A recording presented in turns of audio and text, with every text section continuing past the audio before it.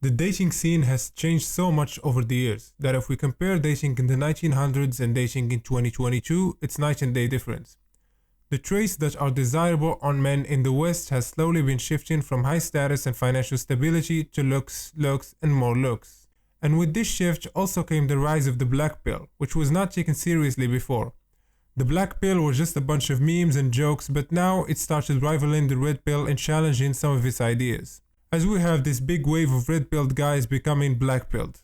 In today's video, I will try and connect the dots to why such things are happening and what's causing this big shift in the dating market in first world countries like the United States, Canada, and the UK. Like usual, this video will be split into multiple parts. How the rise of feminism and technology affected dating, the rise of the black pill, and if you guys want to get your face rated by me with personalized look maxing advice tailored for you, link will be in the description. Without further ado, let's get this video started. I will not be going into the history of feminism explaining everything into minute little details. This is not a history channel. What I'm gonna talk about is how equal rights in work and pay impacted dating. So it comes as no surprise that life for women sucked in the early 1900s. Most women lacked significant education, educated women were scarce, fewer than 2% of all 18 to 24-year-olds were enrolled in an institution of higher education. And just 1/3 of those were women. And women with little education mostly toiled as piece workers in factories or as domestic workers, jobs that were dirty and often unsafe. Not only that, but they could not participate in multiple other jobs such as being a lawyer, doctor, news reporter. They couldn't even drive vehicles. Add to that, they made just a fraction of the money that their male counterpart made. So women had to get married, stop working, take care of the house and kids, and be dependent on their husbands to provide for them. But this slowly started changing with the rise of feminism and the two First World Wars that caused a shortage in workers. Because most men were out there fighting overseas, and over the years most women started getting higher education in universities, allowing them to have jobs that they couldn't access in the past. And now they can basically do anything that a man does with equal pay. So what does this mean for the guy wanting to date or marry? Well, back in the early 21st century, like I explained, things were different and life was rough for women. So when they want to marry someone or get into a relationship before marrying the man, they are most likely to prioritize a man's status first, then looks, build and height second. So this created a dynamic for men back then. Despite of their looks, they still had a chance at getting relationships, because it was all about the drive to achieve higher status and earning money to provide for your wife and family. And this still happens in the country where I'm from, which is a Muslim conservative country with some old school beliefs. But we are slowly moving toward a more feminist and liberal system. So I've seen guys who are average or slightly above average get with girls who are 7s and 8s. Because the majority of parents over here tell their girls growing up to always marry the guy who have the good house, the good car, a high paying jobs. But that has slowly been changing over the years, like I said. Looks are slowly becoming a priority. Let's go back to the subject at hand. Now with women being as financially stable as men are and having access to birth control, which most didn't before the 70s, things started to change in the dating scene. Now that sex isn't as dangerous as it used to be, now that women can control when they want to get pregnant, this led to a more promiscuous culture, where it became okay for a woman to stack up a body count in the hundreds.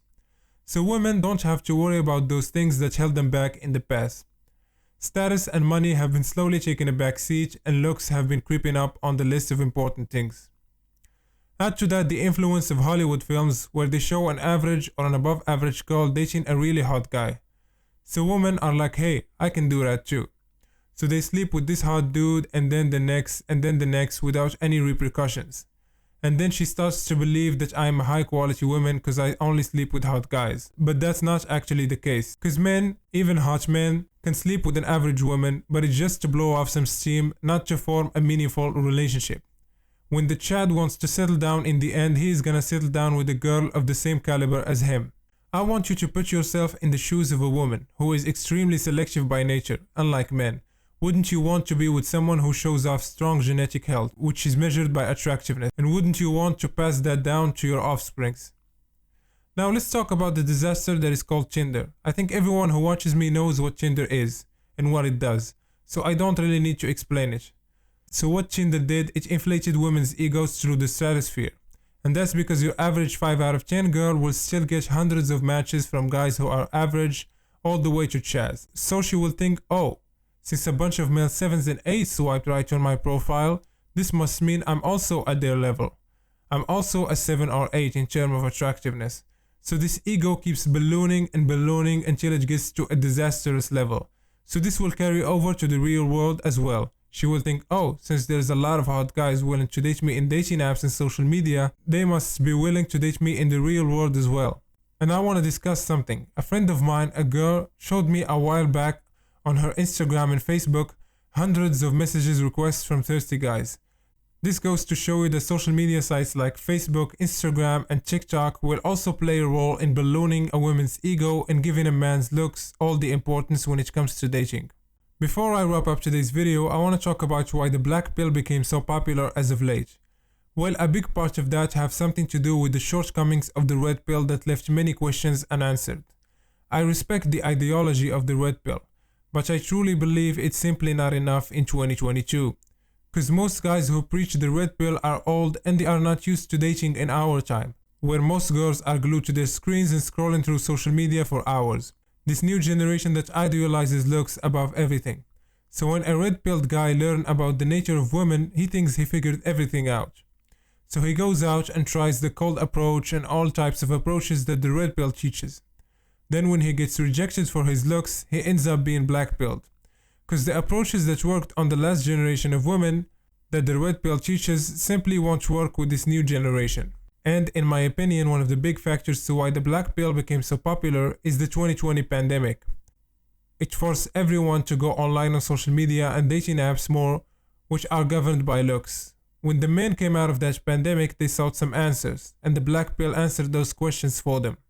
I can keep going on and on and on, but I think I talked enough for this video. That's it for today's video. Hope you guys enjoyed it, and like usual, catch you guys in the next one.